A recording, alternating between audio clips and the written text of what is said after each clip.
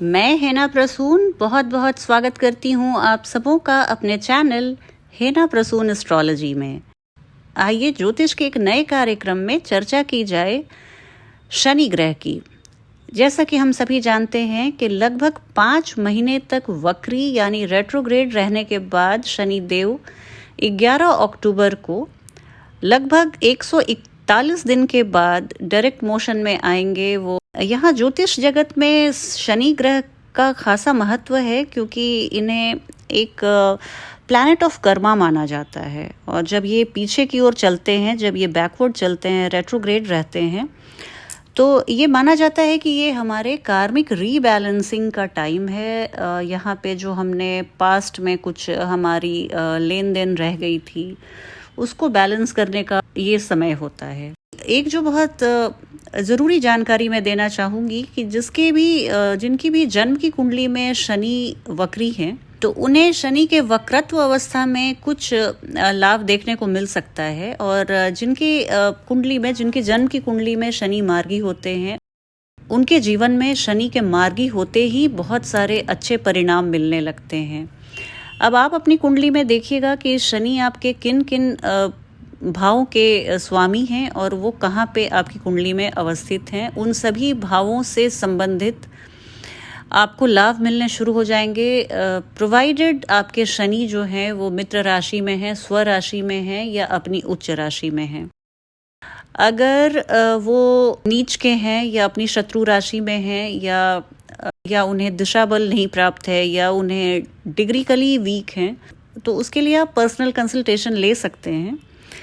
लेकिन यहाँ पर ध्यान रखने वाली ये भी बात है कि 18 अक्टूबर से गुरु बृहस्पति भी डायरेक्ट हो जाएंगे। ये दोनों ग्रह बहुत स्लो मूविंग प्लैनेट्स हैं और ये दोनों मार्गी हो जाएंगे अक्टूबर महीने में ही। और ये दोनों एक साथ ही रेट्रोग्रेड हुए थे लगभग कुछ दिनों के अंतराल में ही। और जब 18 तारीख से गुरु बृहस्पति भी मार्गी हो जाएंगे तो हम सभी लोगों में एक उत्साह का संचार जरूर देखने को मिलेगा। एक आप ओवरऑल आप देखेंगे कि चाहे आप किसी भी राशि के हों, किसी भी लग्न के हों, एक जनरल थोड़ी सी आप में जीवन में जोश और उत्साह की अधिकता पाई जाएगी। आपको सब कुछ अच्छा लगने लगेगा, एक आप फ्रेशनेस फील करेंगे। तो इस तरह की स्थिति बन रही है। तो मैं आने वाले दिनों के लिए बहुत बहुत एंथुजियास्टिक हूँ कि हम सभी 12 जॉडियक साइन वालों के लिए ये एक बहुत ही अच्छे समय की शुरुआत हो रही है। आइए अब बात करती हूँ धनु राशि वाले जातक और जातिकाओं के लिए शनि जो मकर राशि में मार्गी हो रहे हैं उनके लिए क्या परिणाम लेकर आया है। मैं ये जो फलादेश बता रही हूँ वो 11 अक्टूबर 2021 से 26 अप्रैल 2022 तक की बता रही हूँ।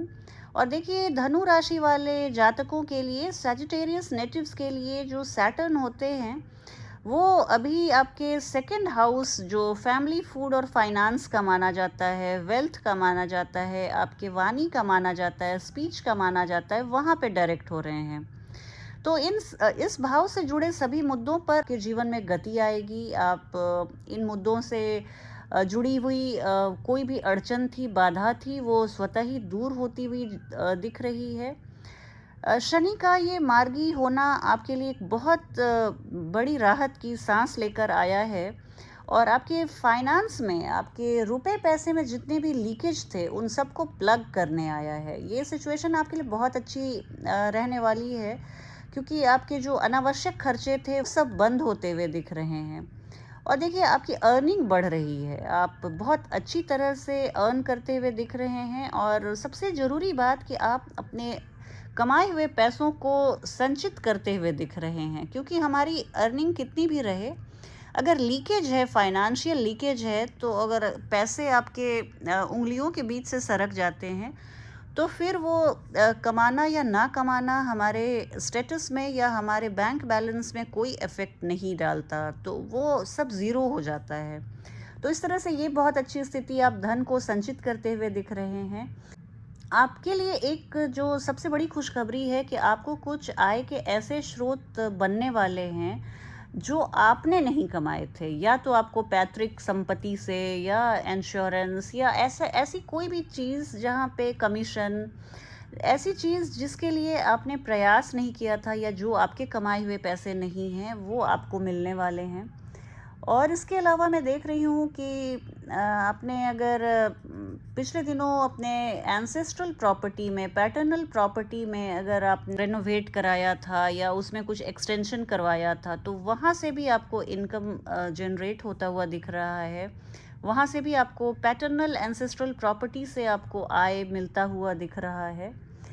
और एक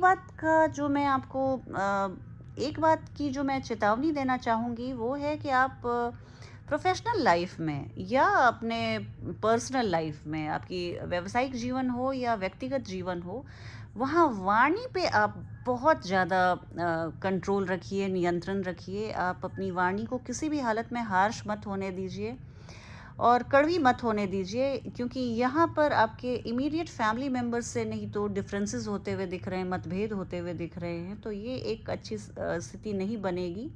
तो इसके लिए आप थोड़े से सजग रहिए, तो फिर ऐसी स्थिति आपका कुछ नहीं बिगाड़ सकती। ये हो सकता है कि आपके व्यावसायिक जीवन की बात करूं तो आपके एम्प्लॉयज़ आपके खिलाफ बगावत की आवाज़ उठा सकते हैं, रिबेल कर सकते हैं। और आपको एक इस गोचर काल के दौरान आपको छोटी मोटी बात पर, बात बिना बात पर झूठ बोलने की टेंडेंसी हो सकती है। तो इस तरह से आप इस सिचुएशन को प्लीज़ अवॉइड कीजिए, क्योंकि कहा जाता है कि शनि देव अगर आप गाली गलौज करते हैं या झूठ बोलते हैं, तो आपके वाणी से अगर कुछ भी कड़वी बात निकलती है तो उससे शनि देव रुष्ट होते हैं और आपके जीवन में कठिनाइयों की परिस्थिति का सृजन कर देते हैं, कठिनाइयों से भरी परिस्थिति का सृजन कर देते हैं। तो ये बस आप ध्यान रखिए। और रही बात आपके बच्चों की, तो आप बच्चों के लिए थोड़े से पॉजिटिव होते हुए दिख रहे हैं।